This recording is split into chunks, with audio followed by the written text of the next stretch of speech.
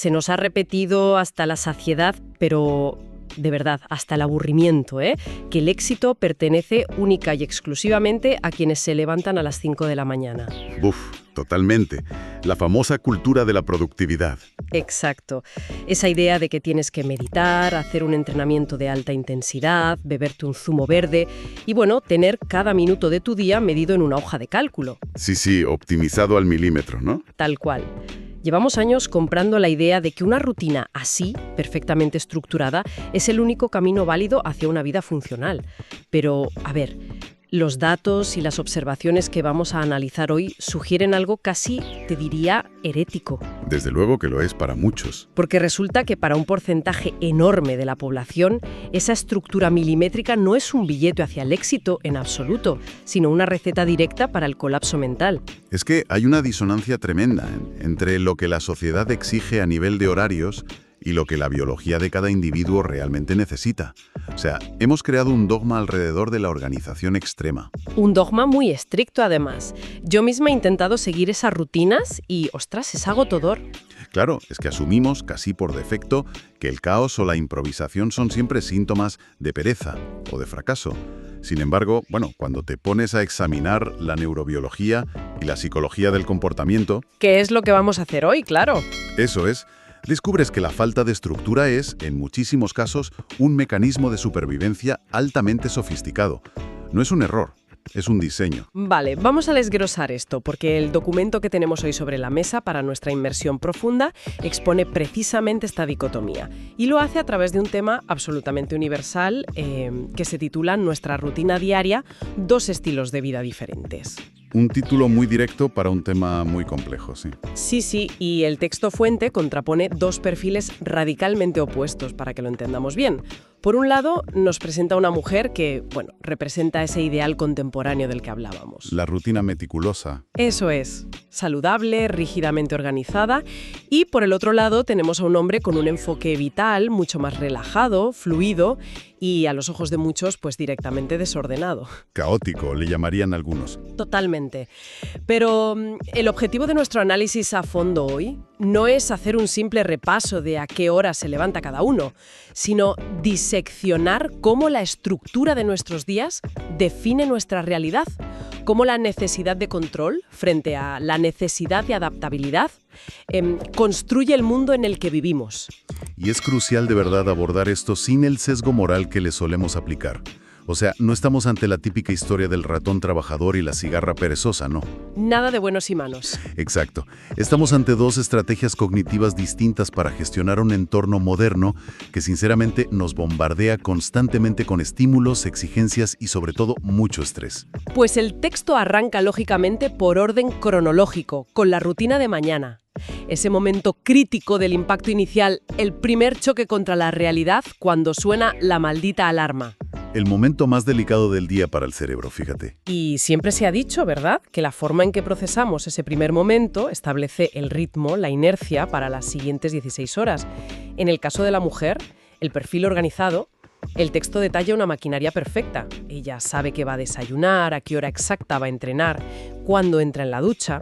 Es una preconfiguración absoluta de su mañana. Lo fascinante aquí es que, esta hiperorganización matutina no es por gusto. Responde a una necesidad fisiológica muy concreta de mitigar el pico de cortisol. ¿El cortisol, la hormona del estrés? Sí, todos experimentamos lo que en clínica se conoce como la respuesta a despertar del cortisol. Es una inyección química que lo saca del sueño. Para una mente que está muy orientada a la estructura, enfrentarse a la incertidumbre en ese preciso instante de vulnerabilidad neurológica, pues genera una ansiedad paralizante. Claro, no quieres pensar nada más abrir los ojos. Tal cual. Al tener una secuencia de acciones predeterminadas e inamovibles, esta mujer reduce a cero lo que llamamos fatiga de decisión. La famosa fatiga de decisión. Ese desgaste invisible del que tanto se habla últimamente. Porque cada pequeña elección consume energía, ¿no? Desde, decidir qué camisa ponerte, si tomar café, si tomar té, todo eso gasta glucosa en la corteza prefrontal. Literalmente consume combustible mental, sí. Entonces, a ver si lo entiendo. Al automatizar la mañana, Ella está como blindando su reserva de energía cognitiva para los verdaderos problemas que le van a surgir en el trabajo horas más tarde. Exactamente. Está pagando el coste cognitivo la noche anterior, al dejarlo todo planificado, para levantarse con la cuenta bancaria de energía intacta. Es como el director de una orquesta, ¿verdad? Que marca el compás perfecto. Pa, pa, pa. Antes incluso de que empiece a sonar la música. Todo está medido para que la melodía fluya sin errores. Es una analogía buenísima, ¿sí? Pero luego, claro, observamos el otro lado del espectro. El perfil del hombre relajado. Suena su alarma y lo más probable es que la posponga un par de veces. Los famosos 5 minutitos más. Eso es. Se levanta sin un plan claro, divaga un poco por la cocina buscando qué desayunar según lo que quede en la despensa, improvisa totalmente. Y claro, desde fuera la lectura inmediata de la sociedad es que eso es desorganización crónica. A ver, yo entiendo la teoría de que posponer la alarma y fluir pueda ser una transición suave, pero francamente me cuesta un poco no verlo como un sabotaje directo. Ya, es la visión generalizada. Claro, porque vivimos en un mundo que exige puntualidad, exige resultados. Si tienes que fichar en la oficina a las 9 en punto, esa adaptación tan relajada te va a costar un despido. O como mínimo vas a empezar el día corriendo, perdiendo el autobús y disparando tu estrés por las nubes. O sea, ¿hasta qué punto la psicología puede justificar una inoperancia que choca tan frontalmente con la realidad laboral? A ver, es un contraargumento muy potente y ahí reside la fricción principal de este análisis. La sociedad recompensa la sincronía, eso es innegable. Sin embargo, hay que entender el mecanismo neurológico detrás de ese aparente sabotaje. Te escucho, a ver cómo defiendes a este perfil. Pues mira, para el perfil relajado, enfrentarse a una agenda estricta en el minuto 1 de la mañana se percibe por su sistema nervioso como una amenaza directa. Su cerebro necesita un proceso de filtrado sensorial gradual. O sea, no es vagancia. No pospone la alarma por pereza clínica, sino porque su sistema de alerta requiere una rampa de aceleración más larga. Si no tiene esa rampa, entra directamente en modo de lucha o huida. Madre mía, un ataque de pánico nada más despertar. Imagínate. Si este hombre intentara imponerse la rutina militar de la mujer organizada, el nivel de estrés endógeno que le generaría la simple anticipación de tanta rigidez acabaría por agotarlo antes incluso de salir por la puerta de casa. Es como un músico de jazz, entonces, que va encontrando el ritmo sobre la marcha, improvisando con las notas que van surgiendo, en lugar de leer una partitura rígida. Exacto. Lo que para ella es un escudo protector, esa agenda inamovible, para él es una camisa de fuerza que le asfixia. Qué fuerte. Es un cambio de paradigma súper interesante, fíjate. Entender el desorden matutino no como un error del sistema que hay que arreglar, sino como un amortiguador necesario frente a un entorno que perciben como hostil. Así es. El problema real, desde un punto de vista clínico, solo emerge si esa improvisación, falla en su objetivo y termina generando más cortisol del que evita. Como mi ejemplo de perder el autobús. Eso es. Si ese caos te genera un estrés crónico tremendo a posteriori, el sistema es disfuncional, hay que cambiarlo. Pero fíjate, si ese fluir matutino le permite llegar al trabajo centrado, aunque haya desayunado de pie y se haya puesto lo primero que sacó del armario. Entonces funciona. Funciona maravillosamente. Su estrategia de transición biológica ha sido un éxito rotundo para su tipo de cerebro. Aquí es donde se pone realmente interesante, porque claro, la mañana, al fin y al cabo, es solo el calentamiento. A medida que avanza el día, llegamos al ecuador, a la rutina de tarde. El momento de mayor fricción, sin duda. Totalmente. Es cuando el cansancio ya empieza a pesar, la energía baja y las estrategias de supervivencia de ambos perfiles se someten a la verdadera prueba de fuego. Y aquí el texto pone el foco en cómo interactúan con dos obligaciones ineludibles, el trabajo y la comida. Si conectamos esto con el panorama general, la gestión de la nutrición y las tareas laborales en el pico del día nos revela muchísimo. Nos dice si un sistema está diseñado para la eficiencia en condiciones ideales o para la resiliencia en condiciones adversas. A ver, explícame esa diferencia, porque suena clave. Pues mira, la mujer del perfil organizado utiliza la comida como una herramienta puramente táctica. Todo está medido. Horarios inflexibles, alimentos pensados para mantener estable la curva de glucosa en sangre y, evitar ese temido bajón de energía de media tarde. Que nos da a todos después de comer, claro. Exacto. Y su trabajo lo ejecuta con la misma mentalidad. Bloques de tiempo hiperconcentrados, la famosa técnica Pomodoro a lo mejor, listas de tareas priorizadas y una ejecución totalmente lineal. Me lo imagino como un coche eléctrico de última generación, todo súper silencioso, optimizado, gestionando la batería de forma súper calculada para llegar exacto a su destino. Es un enfoque de mantenimiento preventivo, ¿no? Se invierte mucho esfuerzo en planificar para que la máquina no sufra altibajos. Es una analogía perfecta.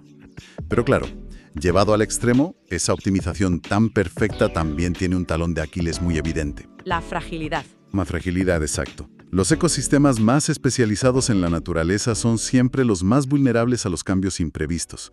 En neurobiología hablamos de flexibilidad cognitiva. Vale, ¿y qué pasa cuando le quitas esa rutina? Pues que la rutina estricta reduce la necesidad de usar esa flexibilidad en el día a día. Ahorras energía, sí, pero atrofias temporalmente la capacidad de reaccionar ante lo inesperado. Si a esta mujer le cancelan una reunión clave, le cambian las fechas de un proyecto, o simplemente vas al restaurante de siempre a por tu menú saludable y está cerrado por reformas, Cortocircuita. El sistema entero corre el riesgo de colapsar. La mente tan estructurada muchas veces se queda paralizada porque no tiene el software para improvisar, no sabe recalcular la ruta. así es. Y en el extremo opuesto tenemos al hombre con su enfoque desordenado, que navega por la tarde de una forma puramente reactiva. Come cuando siente un pico agudo de hambre y suele elegir alimentos que le den un chute rápido de dopamina para paliar el estrés del momento. Y en el trabajo hace igual. Va saltando de una urgencia a otra, operando casi en exclusiva por la presión de la fecha límite que tiene encima. Es que, desde una perspectiva clásica de productividad, eso es un desastre absoluto, madre mía. Es estar apagando incendios todo el rato en lugar de instalar detectores de humo. El gasto de energía tiene que ser brutal, solo pivotando entre crisis. Y lo es. Es innegablemente ineficiente desde el punto de vista del gasto calórico y mental. Se desgasta mucho más. Sin embargo, y aquí está el giro, eso dota al individuo de una resiliencia extrema frente a la incertidumbre. Ah, claro, porque vive en la incertidumbre. Exacto. Este perfil caótico habita constantemente en lo imprevisible. Así que cuando surge una verdadera crisis no planificada en la oficina a las 4 de la tarde, la mente organizada, que decíamos antes, puede bloquearse, pero la mente relajada ni parpadea. Ya está operando en su elemento natural. Es su hábitat. ¡Qué fuerte! Su cerebro está entrenadísimo para la adaptación instantánea y para procesar estímulos caóticos sobre la marcha. Es fascinante, de verdad, ver cómo la evolución ha mantenido vivos ambos perfiles en nosotros. Unos diseñados para construir sistemas a largo plazo, como agricultores planificando cosechas, y otros diseñados para la caza reactiva, para responder al estímulo inmediato de una oportunidad o un peligro. Ambos son súper necesarios para que un grupo social, una tribu, sobreviva. Claro, el problema es que hoy metemos a los dos en una oficina con luces fluorescentes de 9 a 5 y claro, saltan chispas. Esas fricciones de las que hablabas se hacen evidentes. Y fíjate, esas fricciones pasan una factura altísima a medida que el sol empieza a caer. La transición hacia la rutina nocturna es, clínicamente hablando, el momento más crítico para nuestra salud a largo plazo. Sí, la jornada productiva termina y toca recuperarse. Pero el texto nos muestra que aquí también son la noche y el día, nunca mejor dicho. Y el gran protagonista o antagonista, según se mire, de esta fase es el teléfono móvil. La pantalla de la que no nos despegamos, sí. Resulta bastante obvio que el perfil saludable y estructurado va a tratar la tecnología como una herramienta que se debe apagar. Yo me imagino a esta mujer imponiendo límites temporales estrictos al móvil. A lo mejor lo deja cargando en el salón, fuera del dormitorio, e inicia un protocolo de desconexión. Luz tenue, lectura en papel, estiramientos. Eso es. Lo visualizo como un avión comercial que desciende suavemente, súper controlado, por una pista de aterrizaje perfectamente iluminada. Esto plantea una pregunta importante sobre cómo el entorno moderno secuestra nuestra biología básica. Porque ese descenso suave que describes no es un capricho para quedar bien en redes sociales. Es pura higiene del sueño basada en la endocrinología más pura. Claro, el tema de las pantallas y las hormonas. Sí. Al eliminar la luz azul de las pantallas a cierta hora, la mujer organizada permite que su glándula pineal empiece a segregar melatonina de forma totalmente natural. Que es la hormona que nos da sueño. Exacto. Y al silenciar las notificaciones del móvil, corta de raíz los picos de cortisol que te genera saber que te acaba de entrar un correo del jefe o una noticia de última hora catastrófica. Está orquestando su fisiología para decirle a su sistema nervioso simpático: oye, la amenaza ha pasado, relájate. y le cede el control al sistema parasimpático, que es el que nos permite descansar de verdad. Tal cual, es una transición bioquímica de manual. Mientras tanto, me temo que nuestro perfil relajado y desordenado no tiene esa frontera tan bien trazada, ¿verdad? Siguiendo con la analogía de los coches, su final del día no es un aterrizaje controlado. Es más bien un coche que avanza por inercia por la autopista hasta que, ¡pum!, simplemente se queda sin gasolina en cualquier arcén. Es una imagen muy gráfica y muy precisa. Lo más probable es que pase sus últimas horas atrapado en un bucle infinito de contenido digital, saltando de Instagram a TikTok, luego a un vídeo de YouTube, tirado en el sofá hasta que el agotamiento físico ya no le da para más. El famoso doom scrolling. Y aquí ya no es solo el problema de la luz azul que decías antes, sino el secuestro del mecanismo de recompensa del cerebro, ¿no? Exactamente. Las redes sociales están diseñadas para explotar lo que llamamos el error de predicción de la recompensa de dopamina. Engañan a tu cerebro más primitivo para que siga buscando información a la 1 de la madrugada, como si tu vida dependiera de encontrar recursos en un bosque. Madre mía, buscando vallas en Internet. Es literalmente eso para nuestras neuronas. Y claro, las consecuencias de este patrón son severas.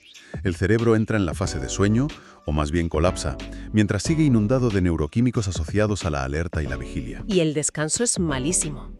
La arquitectura del sueño se destroza. Tienes menos tiempo de fase REM, menos sueño de ondas lentas, que es donde ocurre la verdadera reparación celular y donde consolidamos la memoria. Entonces te levantas hecho polvo. Generas una deuda de sueño que, irremediablemente, perpetúa el caos matutino del día siguiente. Es la pescadilla que se muerde la cola. Vale. La mecánica de este desastre la veo clarísima. Pero a ver, quiero hacer de abogada del diablo por un momento y llevar este análisis un paso más allá. Voy a cuestionar un poco la supuesta perfección de la rutina estructurada de ella. A ver, ¿qué no te parece que pautar, medir y organizar de una forma tan rígida el propio descanso puede convertirse en una fuente de estrés tóxico por sí misma? O sea, si tu objetivo es relajar el sistema nervioso, pero estás mirando el reloj con ansiedad pensando, ostras, llevo 20 minutos de retraso en mi horario de meditación, ya no duermo mis 8 horas exactas, eso parece totalmente contraproducente, ¿no? Pues acabas de tocar el núcleo de un fenómeno clínico en auge interesantísimo, que se conoce como ortosomnia. Ortosomnia. No lo había oído nunca. Viene de ortorexia, la obsesión por comer sano pero aplicado al sueño. Es la búsqueda obsesiva y perfeccionista del sueño óptimo, y está muy exacerbada hoy en día por el uso de todas estas pulseras de actividad y relojes inteligentes que te puntúan cómo has dormido. Ostras, claro. Te levantas, miras la app y te dice que tu sueño ha sido de un 60/100 y ya te amarga la mañana. Exacto. Cuando la estructura se convierte en un fin en sí mismo, en lugar de ser una herramienta para estar bien, se transforma en una prisión. Si esta mujer tan organizada se frustra muchísimo porque, no sé, una cena con amigos se alargó más de la cuenta y le arruinó su pauta de sueño meticulosa, la segregación de adrenalina de ese enfado anula al instante cualquier beneficio fisiológico de su rutina. Es una ironía brillante, ¿eh? La exigencia de perfección acaba destruyendo el objetivo mismo de la perfección. Es un autosabotaje por exceso de rigor. Y en ese escenario tan paradójico, me pregunto si el chico desordenado, precisamente porque no tiene ninguna expectativa ni métrica sobre su propio rendimiento al dormir, no experimentará un apagón mental mucho más genuino. Como no tiene reglas sobre cómo debe relajarse, cuando por fin suelta el teléfono y cierra los ojos, simplemente se permite existir, sin autoevaluación. No hay un fracaso posible porque no había un plan que cumplir. Es una excelente forma de verlo, fíjate. El exceso de estructura te genera ansiedad de rendimiento hasta cuando estás en pijama, mientras que el caos, a pesar de sus ineficiencias biológicas que las tiene, por la luz y la estimulación, ofrece una liberación psicológica muy real. Y esta dualidad, este tira y afloja constante, nos lleva de manera muy natural al último punto que expone el documento, las pequeñas reflexiones al final del día. Entonces, ¿qué significa todo esto? Porque hay algo profundamente revelador y, no sé, casi poético, en el hecho de que, tras un día entero transitando por caminos tan radicalmente distintos, uno puro control y el otro pura improvisación, la jornada converge para ambos en el mismo ejercicio exacto. Una introspección silenciosa antes de dormir. Es que la necesidad de procesar los eventos que hemos vivido, de darles una forma narrativa en nuestra cabeza, es un rasgo inherente a la arquitectura cerebral de los humanos. Tenemos algo llamado la red neuronal por defecto. Vale, ¿y eso qué hace exactamente? Es una red que se activa con muchísima fuerza en esos momentos de vigilia ociosa, justo antes de perder la consciencia. Su función principal es integrar las experiencias recientes en el concepto de identidad que tenemos de nosotros mismos. O sea, ¿darnos sentido? Exacto. Independientemente de si tu vida es un Excel o un caos total, el cerebro humano se niega rotundamente a cerrar el sistema sin antes intentar encontrarle sentido al gasto energético que ha hecho durante el día. Entiendo. Pero la naturaleza de esa reflexión final tiene que ser súper diferente en cada uno, claro. Para el perfil superestructurado, me imagino que ese diálogo interno es casi como una auditoría de eficiencia. Un repaso mental, sí. Un repaso de las casillas marcadas, ¿no? He comido sano, check. He entrenado, check. He cumplido los objetivos laborales, check. Y supongo que si el plan se mantuvo firme, esa reflexión le genera una sensación de seguridad muy profunda. Le valida la creencia de que el mundo puede ser controlado si aplicas disciplina. Exactamente. Consolida su sentido de agencia, su sensación de control sobre su vida. Pero el peligro para este perfil es cuando el día ha sido caótico por culpa de factores externos que no podía controlar. Entonces esa reflexión nocturna puede derivar fácilmente en un sentimiento de culpa muy severo o en una rumiación ansiosa sobre cómo va a castigarse o corregir esa desviación al día siguiente. Tela, irse a dormir fustigándose porque hubo un atasco y llegaste tarde a todo. ¡Qué desgastre! Por el contrario, la mente del perfil relajado no audita un plan, porque el plan era inexistente. Lógico. No hay checklist. Su procesamiento narrativo suele enfocarse más en interacciones espontáneas, en cómo logró a lo mejor esquivar un marrón en el trabajo de forma creativa o cómo resolvió un problema sobre la marcha. Valida su capacidad de supervivencia pura y dura. No le importa si el proceso fue eficiente o si gastó más gasolina de la cuenta. Le importa el mero hecho de haber llegado entero al final del día sin tener un mapa. Así es. Y a ver, la métrica definitiva desde la psicología para juzgar cualquiera de estos dos sistemas de vida no es cuántas tareas has tachado de tu lista. Es el residuo emocional que te deja esa reflexión nocturna. Esa es la clave. Si el rigor extremo de la mujer le permite cerrar los ojos con paz mental genuina, oye, el sistema es funcional. Y si el fluir errático del hombre le permite dormir sin una carga de arrepentimiento o terror por el día siguiente, pues también es funcional. Entonces, ¿cuándo dirías que hay que preocuparse? El fracaso ocurre únicamente cuando esa reflexión solitaria en la oscuridad está dominada crónicamente por la culpa, por una ansiedad que te abruma o por la sensación de que has perdido por completo el control. Ahí es cuando tu propia biología te está gritando que la estrategia que has elegido necesita una intervención urgente. Bueno, menudo trayecto analítico hemos recorrido hoy a partir de unos apuntes que parecían simples sobre cómo organizar una mañana. Da para mucho, desde luego. Hemos pasado desde el impacto del cortisol y la fatiga de decisión con las primeras luces, por la gestión de la glucosa y la resiliencia en la oficina, hasta llegar a cómo la tecnología secuestra la glándula pineal y cómo construimos nuestra identidad antes de dormir. O sea que queda clarísimo que la realidad es muchísimo más compleja de lo que nos venden los manuales de autoayuda. Muchísimo más. Ni la organización es una virtud incuestionable siempre, ni la falta de estructura es un defecto fatal per se. Depende del cerebro que la habite. Es que el valor inmenso de diseccionar todo esto radica precisamente en fomentar un autoconocimiento real. La relevancia para cualquiera que escuche esto es comprender que, tus preferencias por el orden o por el caos tienen raíces biológicas muy profundas. No es solo cuestión de voluntad. Para nada. Y entender eso te permite dejar de imitar fórmulas ajenas. Para evitar la sobrecarga de información en la que vivimos, lo mejor es diseñar un entorno que respete tu propia fisiología, en lugar de estar peleando contra ella a diario solo para encajar en el molde prefabricado de la hiperproductividad. Totalmente de acuerdo.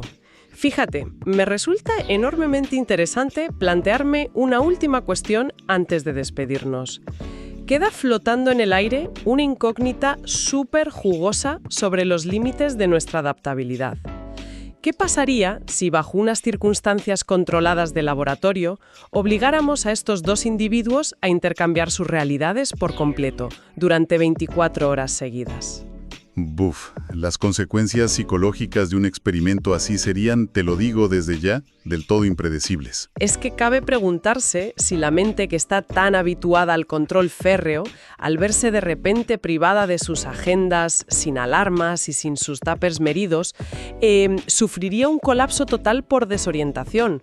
O si, por un casual, experimentaría un estallido de liberación, un alivio tremendo al soltar de una vez el peso de anticiparlo todo. Será interesantísimo de ver. Y al revés, claro, sobre el perfil acostumbrado a ir a la deriva, ¿percibiría esa imposición de bloques de tiempo y reglas tan estrictas como un encierro que no puede soportar? O, fíjate, igual descubriría un espacio de calma brutal al no tener que gastar energía tomando 100 microdecisiones para sobrevivir al día. Ahí queda planteado este misterio sobre la naturaleza humana para darle vueltas. Muchas gracias por acompañarnos y hasta el próximo análisis a fondo.